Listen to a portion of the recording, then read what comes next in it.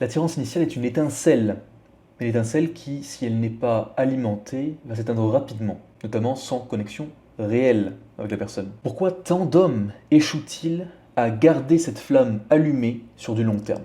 Bonjour à tous, ici Rémi d'Expat Charmant. Aujourd'hui, on va comprendre un peu plus en détail pourquoi est-ce qu'il y a ce challenge justement à garder cette flamme de l'attraction, notamment de l'attirance allumée tout au long d'une relation. Donc peu importe une interaction, que ce soit sex-friend en réalité ou même partenaire, et faire en sorte de venir se pencher sur les raisons derrière ce déséquilibre qui au final crée la fin de cette interaction. Et d'ailleurs la raison est souvent un déséquilibre fatal dans la polarité ou alors une absence de réelle connexion avec la personne. Vous êtes-vous déjà demandé pourquoi elle s'éloigne alors que tout semblait bien se passer? Restez avec moi parce que nous allons découvrir aujourd'hui, donc déjà pourquoi ça se passe ainsi et enfin comment éviter cette situation.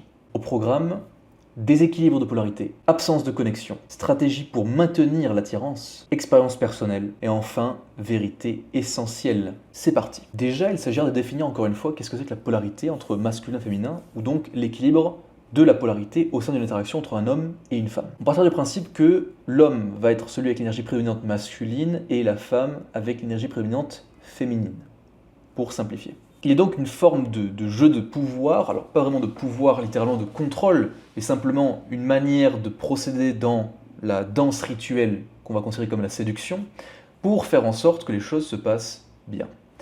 Et l'équilibre qui va être à respecter de base, c'est l'homme masculin va prendre le lead au sein de l'interaction, faire en sorte de guider, de mener la danse, littéralement, et la femme féminine va faire en sorte de se faire guider, de se faire amener comme ça dans les différents aspects, et faire en sorte de profiter un petit peu de l'expérience. Alors je précise, ça ne veut pas dire qu'il faut toujours rester comme ça, ce n'est pas le cas. Bien sûr, il y a des alternantes ou des changements au sein de cette polarité par moment au sein de l'interaction.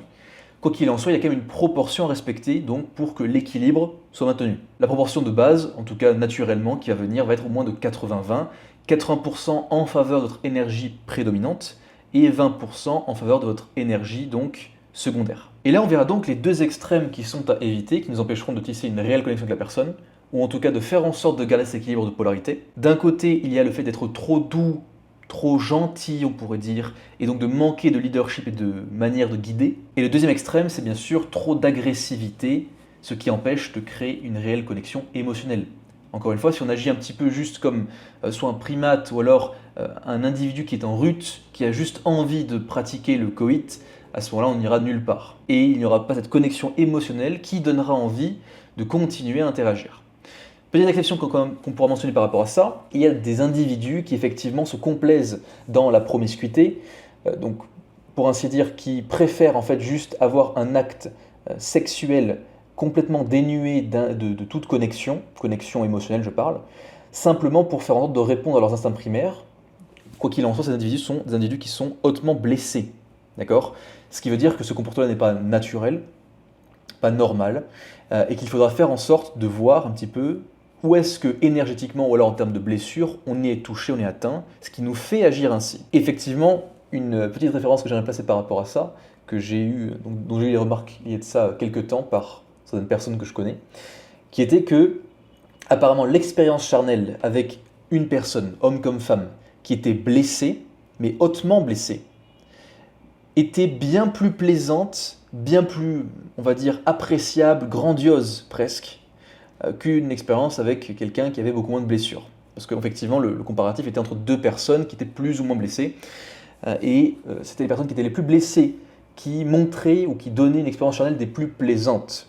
Et qu'est-ce qu'on peut dire par rapport à ça? On peut dire le fait qu'une personne qui va être blessée va être une personne qui va se donner pleinement dans cette interaction qui se passe dans la chambre à coucher, simplement parce qu'elle est déconnectée de ses propres émotions de base, ou alors elle est pas forcément déconnectée, mais juste elle est désaxée, disons, dans son quotidien, ce qui fait qu'elle cherchera à compenser cette absence, ce manque, ce besoin donc, qui est dans la vie réelle, au sein de la chambre à coucher. C'est l'origine notamment des déviances sexuelles, dont j'ai fait une vidéo à ce sujet il y a de ça quelques temps. Quoi qu'il en soit, lorsqu'un homme est trop accommodant, il aura tendance à perdre son aura de leadership, ce qui le fera baisser en termes d'attirance auprès de la demoiselle.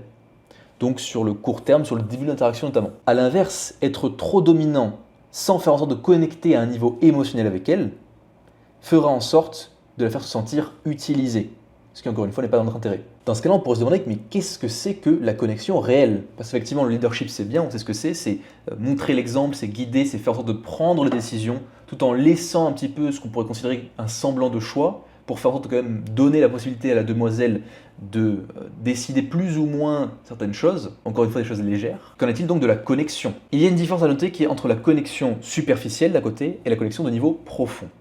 D'accord? J'avais déjà fait une vidéo aussi à ce sujet, parce que j'ai quand même fait beaucoup de vidéos, par rapport aux différents niveaux de communication. Il y en a donc 5 qui sont catégorisés, donc de 1 à 5, 1 étant le niveau le plus superficiel, qui serait donc l'équivalent de « il fait beau aujourd'hui ». Ah oui, effectivement, il y a le soleil. Niveau qui est quand même très basique, allant jusqu'au niveau 5 de communication qui est le plus vulnérable, où là on va être dans la profondeur de la connexion. Pourquoi? Parce qu'on s'ouvre réellement à la personne. On fait part de choses qui nous touchent profondément. On fait part donc de notre ressenti profond, sans rien camoufler. Et effectivement, le fait de connecter à un tel niveau avec la personne, en se montant à un niveau de communication donc 5, en étant vulnérable, va permettre de créer cette connexion donc profonde, authentique, et non dissimulée par des masques que l'on pourrait accumuler afin de pouvoir mieux communiquer avec autrui. Alors là, on met une priorité, notamment si vous êtes un homme et que vous regardez mon contenu, une priorité qui est absolue, qui est au fait de, avant tout, la faire se rendre vulnérable, donc elle en premier lieu, avant de vous-même vous rendre vulnérable. D'accord? Et je vous le dis pour une raison qui est très simple, encore une fois, on va être proactif. Proactif, ça veut dire on va la mener à ce niveau de vulnérabilité et ensuite on peut lui faire part, selon comment elle s'est positionnée, nous aussi de notre vulnérabilité. Pour une raison qui est très simple, c'est qu'encore une fois, dans la manière où on a de prendre le lead, on veut faire en sorte de la connecter émotionnellement à nous, mais aussi de se connecter émotionnellement à elle.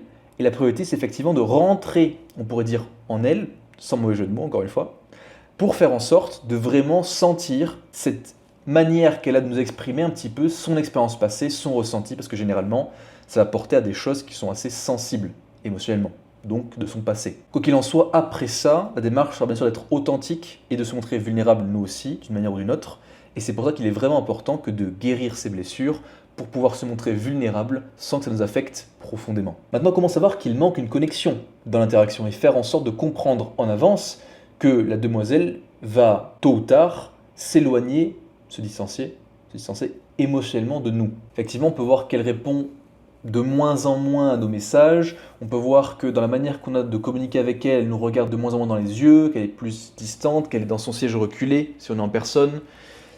Ou alors une manière de s'exprimer qui va être beaucoup plus neutre, froide, calme, on pourrait dire logique, plutôt que justement une ouverture émotionnelle. Parce que, je peux le garantir, tant qu'il y a une forme d'ouverture émotionnelle, de vulnérabilité, alors il n'est, je vais dire impossible, mais quasiment impossible que de venir se déconnecter. Pourquoi? Parce que si émotions sont présentes, si la vulnérabilité est là, alors il y a une connexion entre deux individus, forcément. Et l'erreur que vous pourriez faire, quoi qu'il en soit, c'est de faire en sorte de la faire s'ouvrir, elle, sans venir au minimum vous ouvrir, vous. Parce qu'à ce moment-là aussi, on sera dans une autre polarité qui sera une dynamique un petit peu de thérapeute. Et effectivement, elle ne pourra pas s'identifier à vous, elle ne pourra pas voir que vous êtes vous aussi humain, et vous considérera fondamentalement simplement comme un professeur, un enseignant, quelqu'un qu'elle peut révérer, quelqu'un auquel elle peut se référer, mais pas quelqu'un avec qui elle peut tisser quelque chose de plus. D'ailleurs, si vous aimez ce contenu, n'hésitez pas à liker la vidéo, à commenter si vous voulez montrer votre appréciation, vous abonner bien sûr, et la partager à des personnes qui pourraient en bénéficier, qui auraient un intérêt à la consulter, parce qu'encore une fois, le savoir, c'est le pouvoir, et tant que vous pouvez faire en sorte d'aider d'autres personnes à s'informer par rapport à eux-mêmes, elles-mêmes, ou vis-à-vis d'autrui, alors c'est du gagnant-gagnant. Au-delà de ça, si vous voulez en savoir plus, aller plus loin dans la démarche de recherche par rapport à ces sujets, séduction, psychologie, alors vous pouvez rejoindre notre canal Telegram, dont le lien est en description comme toujours. On continue avec cette fois-ci une anecdote personnelle que j'ai à ce sujet. J'ai un des meilleurs exemples à donner par rapport à ça, justement, où j'ai été trop dans l'extrême de venir la faire s'ouvrir émotionnellement, où je lui ai fait avouer des choses qui étaient quand même assez folles, le fait qu'elle était adoptée, qu'elle n'a jamais connu son vrai père, qu'elle était un petit peu enfant illégitime, qu'elle avait tenté de mettre fin à ses jours, plein de choses, mais vraiment, et que j'ai relevé de manière très naturelle en prenant conscience de ces choses de manière assez, on va dire, inconsciente, En fait, dans le sens, elle n'a pas exprimé elle-même, c'est moi qui ai senti ces choses-là dans sa manière de communiquer, etc. Et ensuite, j'ai formulé des hypothèses qu'on appellera éduquées, ou auxquelles elle a réagi en me disant oui, effectivement, c'est ça, c'est vrai, tu as raison.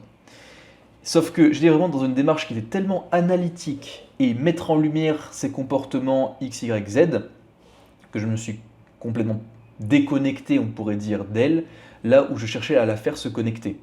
Sauf qu'au final, j'ai créé un peu plus de distance entre nous. Ça s'est soldé un petit peu par, je dirais sur le moment, elle a quand même montré de l'ouverture, mais une fois notre rendez-vous passé, alors la connexion, ou la déconnexion plutôt, s'est opérée.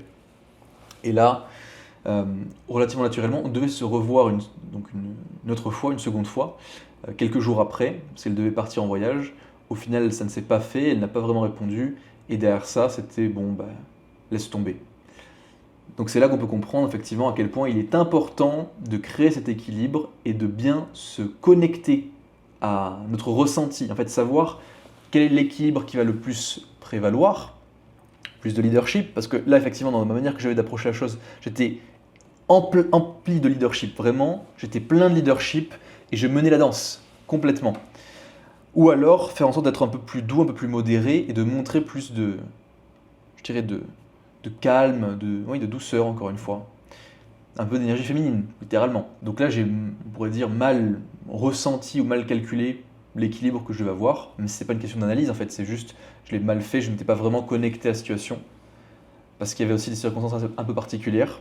Bon, peu importe, pas de justification qui ne servent à rien.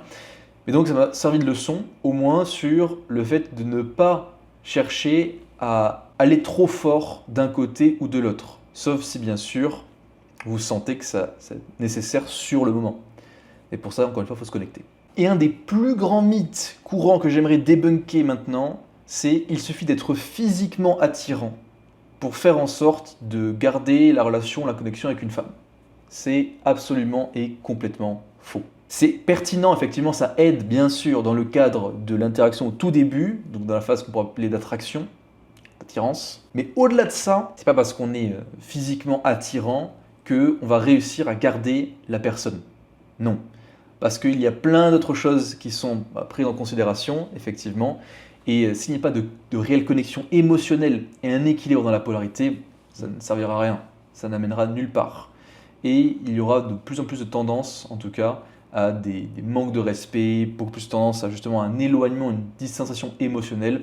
Peu importe, selon le style d'attachement de la demoiselle, anxieux ou évitant, alors il y aura des comportements mais qui vont être antagonistes, quoi qu'il en soit. Littéralement, pour où je vous le donne, l'attirance physique peut ouvrir la porte, mais seule une connexion profonde et un équilibre dans la polarité peuvent maintenir l'intérêt sur le long terme, tout simplement. Et donc les pires erreurs à faire, ça serait ne pas s'adapter à la relation, en fait qu'elle va être amenée à changer au fil du temps, et donc rester un petit peu, on va dire, le même.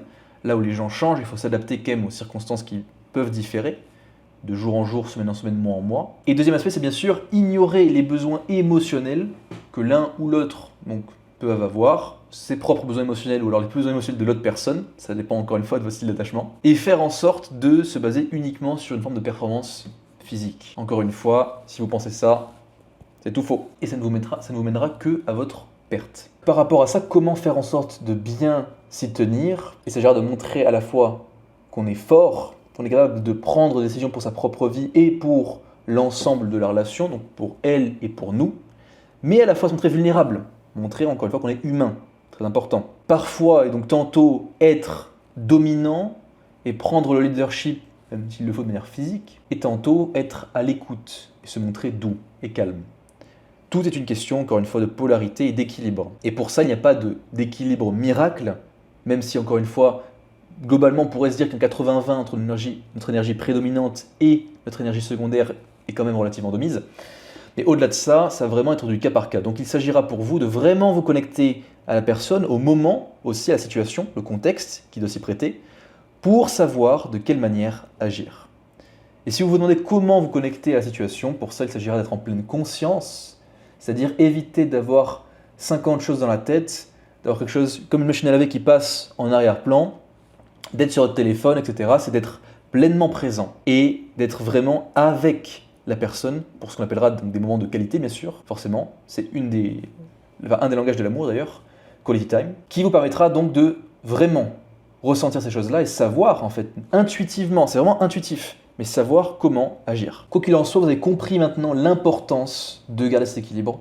En tout cas, je l'espère, si c'est le cas. Et aussi le fait de créer une connexion réelle avec la personne, notamment en allant jusqu'au niveau 5 de communication, en se montrant vulnérable et en la faisant se sentir, ou en la rendant, ou la faisant se rendre, on va dire même pour être plus simple, vulnérable. Et c'est ainsi qu'on garde une femme attirée sur le long terme. Parce qu'encore une fois, l'attirance pure physique, bon, c'est facile. On peut trouver vraiment partout dans le monde des personnes qui physiquement nous plaisent.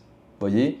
Parce qu'encore une fois, c'est la beauté de l'être humain, c'est qu'il y a une telle diversité que l'on trouve pour tous les goûts. Par contre, trouver quelqu'un qui va réellement être capable de se connecter à nous, et de connecter à un niveau qui est vraiment profond, émotionnel, et faire en sorte de nous faire, ou plutôt de faire sentir la femme en face, cette demoiselle, comprise, soutenue, acceptée, waouh!